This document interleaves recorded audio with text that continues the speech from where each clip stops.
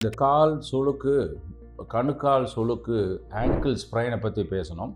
Mild இருக்கிறப்ப rest எடுத்தால் போதும். சப்போஸ் ரொம்ப வீக்கமாக இருக்குது, நடக்கவே முடியல, காலவே ஊன முடியல, நம்ம நொண்டிக்கிட்டு தான் போக வேண்டியதாக இருக்குது, வீல் சேர் தேவைப்படுது அப்படின்னா அந்த ஜவ்வுகள் நிறைய அடிபட்டிருக்குன்னு அர்த்தம், கிழிஞ்சிருக்குதுன்னு அர்த்தம். ஸோ அப்போ வந்து எக்ஸ்ரேவில் நம்மளுக்கு ஃப்ராக்சர் ஒன்றும் இல்லைங்கிறத தீர்மானம் பண்ணிவிட்டு அந்த காலை முழு ரெஸ்ட்டு கொடுக்கறதுக்கு மாவு கட்டோ இல்லை பிளாஸ்டிக்கால் ஆன கட்டோ கரெக்டான ஒரு பொசிஷனில் வச்சு கட்டு போட்டுருவாங்க. மாத்திரை சாப்பிடணும், காலை நல்லா உயரமாக வைக்கணும். ஏன் உயரமாக வைக்கிறோம்னா இயற்கையாக வரக்கூடிய வீக்கம் ரொம்ப அதிகமாக வந்துடும், ரொம்ப நாளாகும். எவ்வளோ ஜவ்வு கிழிஞ்சிருந்தாலும் தானே கூடிக்கிறதுக்கு நல்ல வாய்ப்பு இருக்குது. ஸோ ஆனால் அந்த ஒரு வாரத்தில் எவ்வளோ ரெஸ்ட் எடுக்கிறதுங்கிறது முக்கியம்.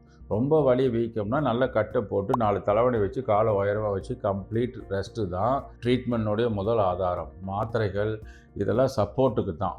நாம் அப்போ அட்ஜஸ்ட் பண்ணிட்டு நடந்துக்கிட்டே இருந்தோம்னா இந்த கால் சுளுக்கு பிரச்சனைகள் அதிகமாகி க்ரானிக் ப்ராப்ளமாக ஆடுறதுக்கு வாய்ப்பு இருக்குது. ஸோ எவ்வளோ ரெஸ்ட் எடுக்க தேவைப்படுதோ அவ்வளோ ரெஸ்ட் எடுக்க வேண்டி வரும்.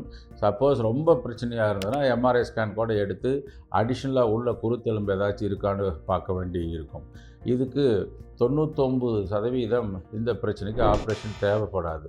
இந்த ஸ்போர்ட்ஸ் பீப்புள் ரொம்ப ஹெவியாக விளையாடுறாங்க, அவங்களுக்கு கம்ப்ளீட்டாக கால் பிச்சுக்கிட்டு போயிடுச்சு, லிகமெண்ட் கம்ப்ளீட்டாக கிழிஞ்சு போயிடுச்சு, ஹீலாக மாட்டிக்குது, 1 மாதம் ரெஸ்ட்லன்னா தான் ஆப்ரேஷன் பண்ண வேண்டியிருக்கும்.